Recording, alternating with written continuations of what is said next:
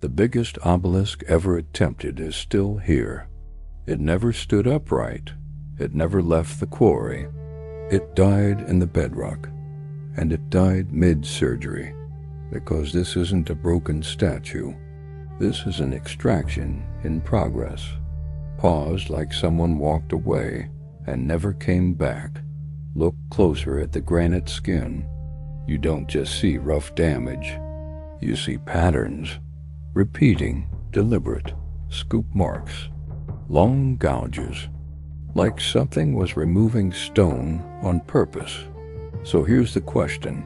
Did Egypt lose a technology we still don't understand? The obelisk is carved from granite. Granite is not soft. Granite is not forgiving. This obelisk is unfinished, but it's already gigantic. It was planned at about 42 meters long. That is around 137 feet. Its estimated weight is staggering. Sources describe it near 1,090 tons. Other estimates reach 1,168 tons. It lies in the northern Aswan quarry zone, still attached to the quarry floor. You can walk beside it, and you realize the scale is wrong. It looks too big to be a worksite mistake. Now, separate from size, look at the surface. The granite is scarred, not randomly, in repeating arcs and channels. Some marks look like scoops, wide, shallow, overlapping. Some marks look like long grooves, parallel runs, as if a tool tracked a path. There are areas where the stone looks raked, like a mechanical bite pattern, like repeated passes. The quarry floor also shows worked zones, not just around the obelisk, but in the extraction trenches. The obelisk's sides are partially shaped, yet the bottom remains fused. That means the critical cut was underneath. To free it, workers had to separate the base, and they had to do it without snapping it. One crack would ruin everything, and a crack did appear. That's the official reason it was abandoned, but the marks remain, frozen evidence, a fingerprint of the method. Here are the controversial details people can't stop arguing about. The scoop marks look too consistent. They look too controlled. They look like removal, not impact. If you've seen close-ups, you know the feeling. It's like looking at tool chatter on machined metal, except this is granite. Start with the official frame, New Kingdom Egypt, often linked to Hatshepsut's era, a time of huge monuments. Now, what tools does the official story rely on? Stone pounders, Dolerite hammerstones. This is not speculation. The traditional explanation points to Dolerite pounders at Aswan. So step one in the official story is blunt force, repeated pounding, over and over, to crush and fracture the granite surface. Step two is clearing debris, removing loosened granite chips, expanding the trench deeper. Step three is shaping, smoothing faces, refining edges, preparing the shaft. Now test that story against the evidence. If it's pounding, you expect chaotic bruising, random impact pits, crushed zones. But what do people point at instead? Repeating scoops, long runs, directional patterns. So the timeline problem becomes simple. Either pounding can create those patterns, or a missing technique did. And there's another timeline pressure. Labor time. Granite is stubborn. A 1,000+ ton monolith is a nightmare. Even if you accept pounding, you still need speed. Not modern speed, but project speed. Because monuments had deadlines, so researchers test it. Experimental archaeology exists for this reason. They try to measure quarrying rates, granite block, dolerite pounder, real impacts, real fatigue. And when you hear that, the timeline question sharpens. How many workers, how many hours, how many years? Because the unfinished obelisk isn't a small test piece. It's an industrial-scale extraction. It's a mega project. Now add the crack. One structural flaw stops everything. That part makes sense. But it also raises the mystery. If they could start this, they had confidence. If they had confidence, they had a method. So why do the marks look so strange?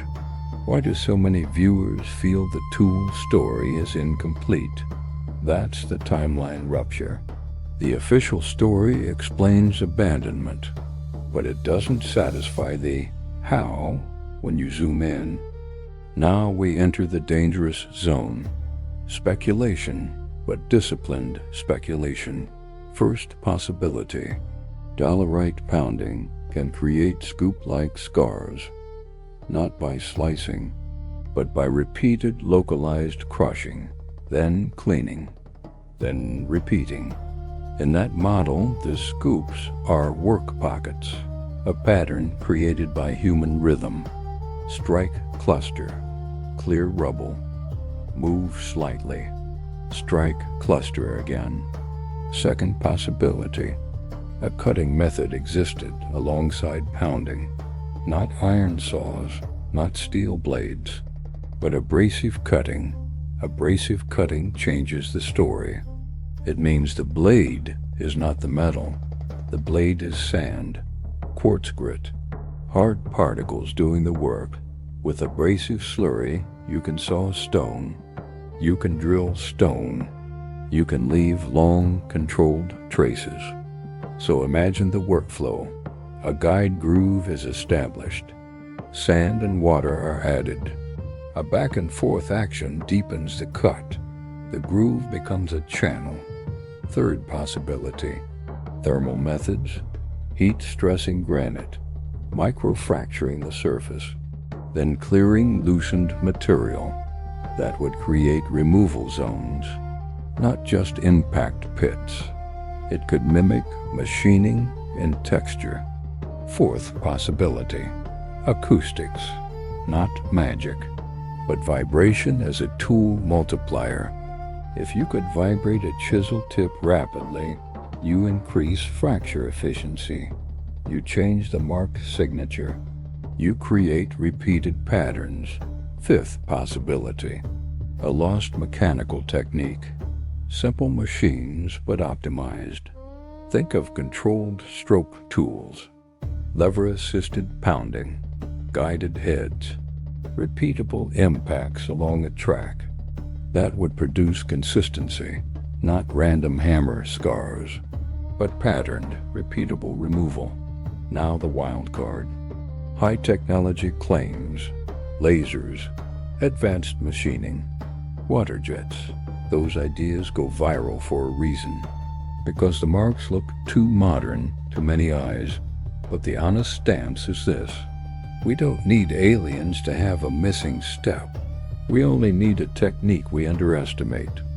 Abrasive, guides, jigs, process knowledge. Because the obelisk shows ambition, and ambition usually follows capability. So here's the builder mystery. What if the real lost technology is not a device? What if it's a method, a workflow, a trade secret? Something passed from quarry teams to temple teams. Something not preserved in the surviving record. Something visible only as scars in stone. The unfinished obelisk is a failure, but it's also a confession carved into granite. It shows us the moment before victory, the moment before transport, the moment before history would forget the work site. And then it stops. Crack, abandonment, silence. But the marks stayed behind. Those repeating scoops, those long grooves, that strange sense of control. Maybe the official story is right. Maybe pounding did it. But if so, we should be able to replicate the signature. And if we can't, then we're missing a step. Subscribe if you want to know the truth.